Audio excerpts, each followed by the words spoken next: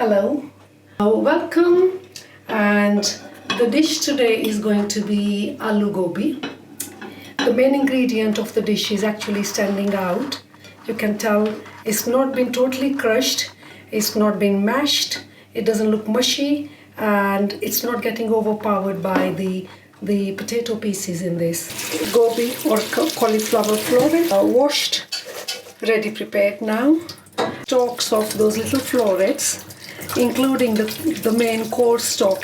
So as you can see, this is the shape of the potatoes. Into the pan, I've added some oil. I tend to start cooking the garlic. To this, I'm also going to add another ingredient called asafoetida in English. In Punjabi or Hindi, it's known as hing. It is used to replace the garlic and the onions both, if you haven't got those on. I'm aware that I've also used I'm using the garlic as well.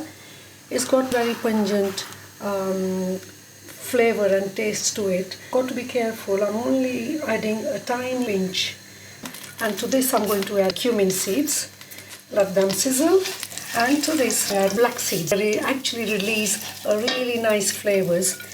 I'm also going to put those whole bird's eye chillies, and to this I'm actually going to add my turmeric, and straight away I'm going to add my stalks from the cauliflower because they tend to take slightly a little bit more time to be cooked than potatoes and the gobi florets itself.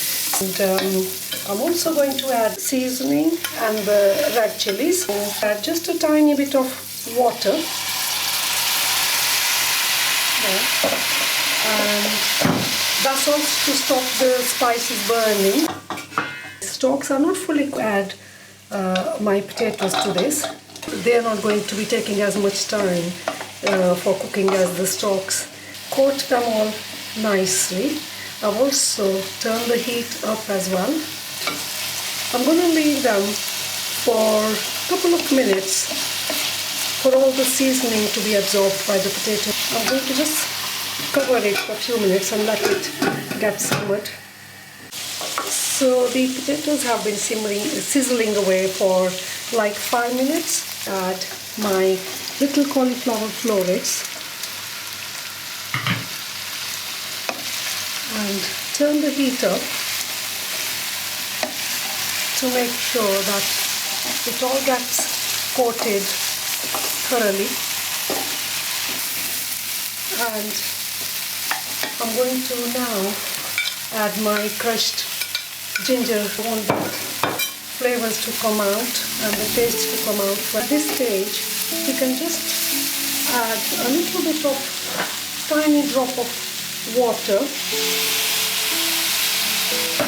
So this, and then I'm going to cover it all so that it gets cooked in a steam kind of environment, and let it sizzle away on a very, very gentle heat for roughly about 15 minutes.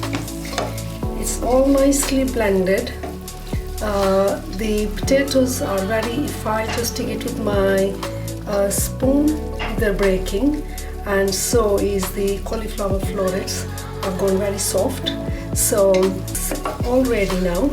I just bring it out into the serving dish. You can see each floret individually. It's not all gone mushy and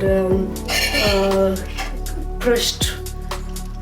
So the main ingredient of the dish is actually sticking out in a nice way. Garnish it with those fresh red chillies. So my aloo gobi is looking lovely with yellow color and is ready to be served.